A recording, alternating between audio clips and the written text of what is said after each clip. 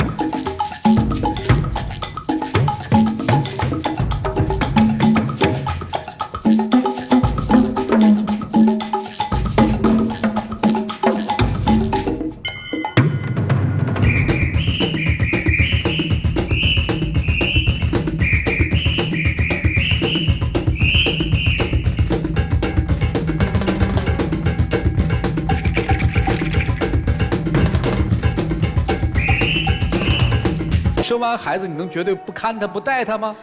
不是绝对的，这不是生活常识吗？你也信呐？承诺我了，他没兑现，我就挺生气的。哦，这就说他是个骗子了。对，我没有替他开脱的意思啊，我只是说咱们成年人要对基本的生活常识做自己基本的判断。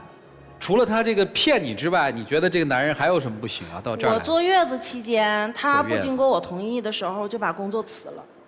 他最起码应该尊重我一下，应该跟我打声招呼，或者我们两个商量一下。我辞职是为了更好的能照顾你，还有孩子。因为东北的12月份冰天雪地的，如果我不辞职去伺候他跟孩子的话呢，只能说2个老人去伺候他。我的丈母娘呢已经60多了，我母亲呢将近70的人了。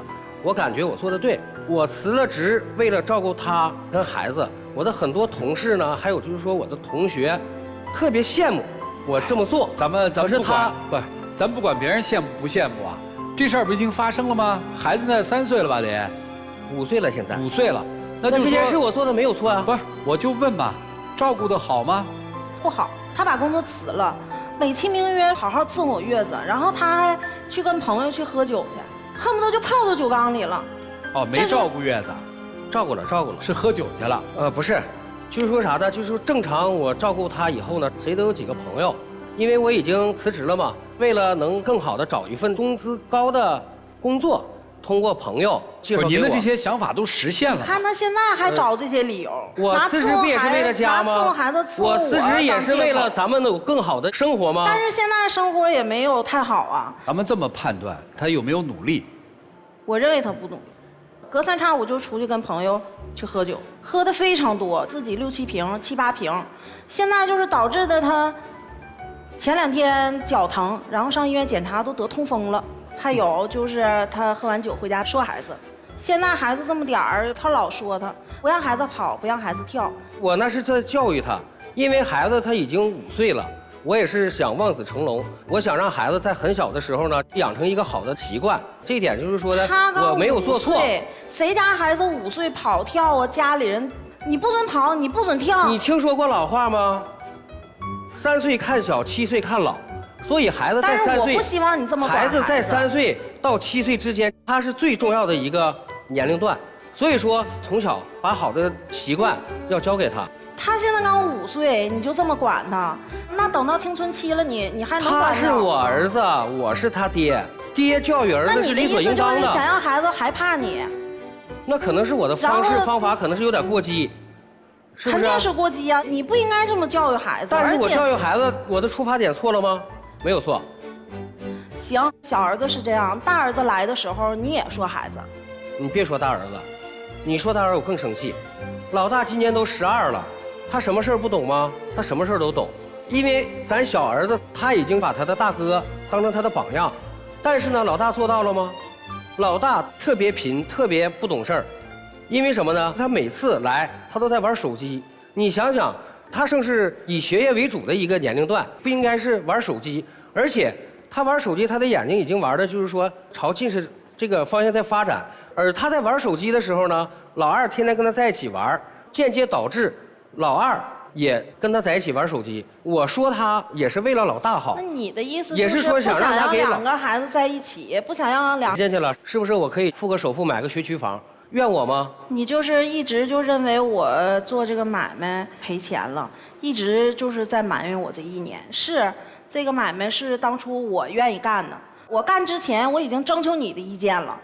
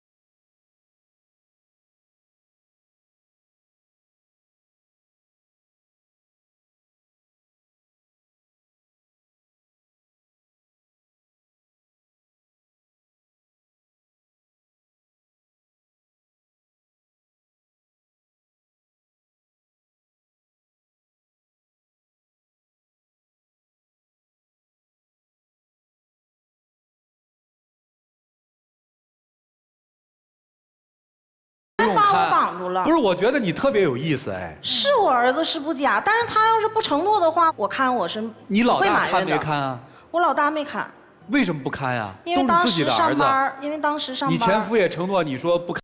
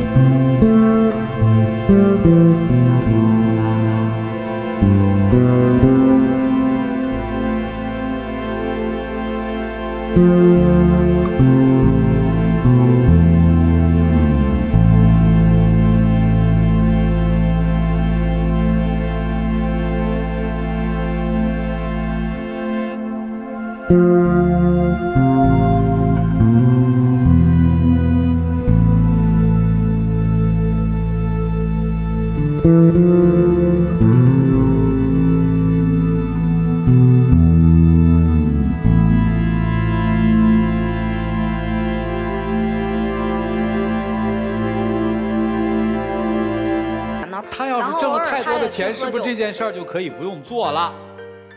他要是说的好好开网约车的话，这些东西可以不做。所以啊，你要的不是他的承诺兑现，你嫌这个男人不能挣钱嘛，没有达到你的标准嘛。那你说，最起码他得给我一个稳定的房子呀。不是夫妻一起去打拼吗？因为我结婚之前他有房子，到现在我们也没住进去，没住进去也不是呢？他的事儿，你是拆迁房是吧？对，回迁房。对呀，那不是没盖好吗？等呗。您在这把岁数都2个儿子的妈了，您还没弄清楚什么叫生活吗？我能等。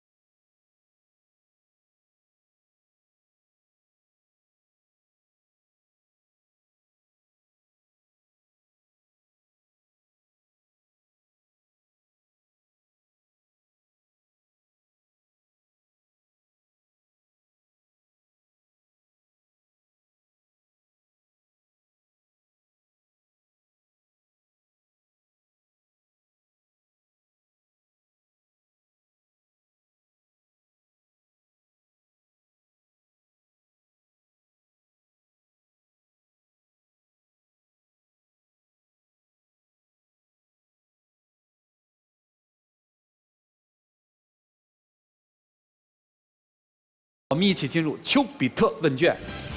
我跟你说，我录他们这对儿的时候，我就心里特别堵，你知道吗？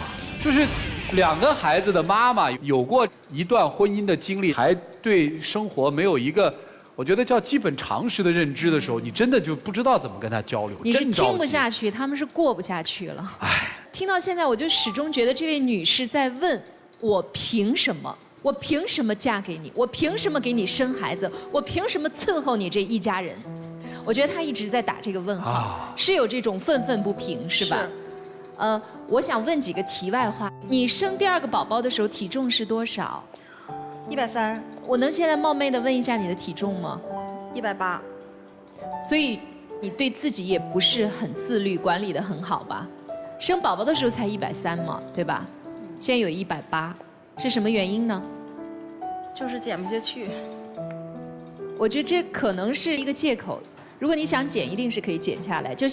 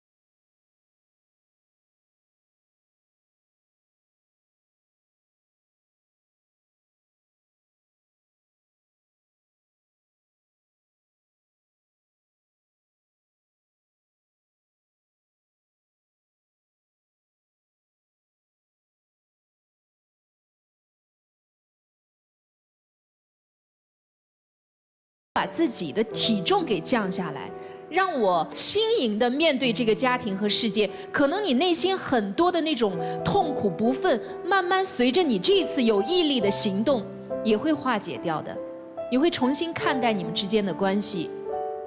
我就说这么多，谢谢。谢谢周群老师。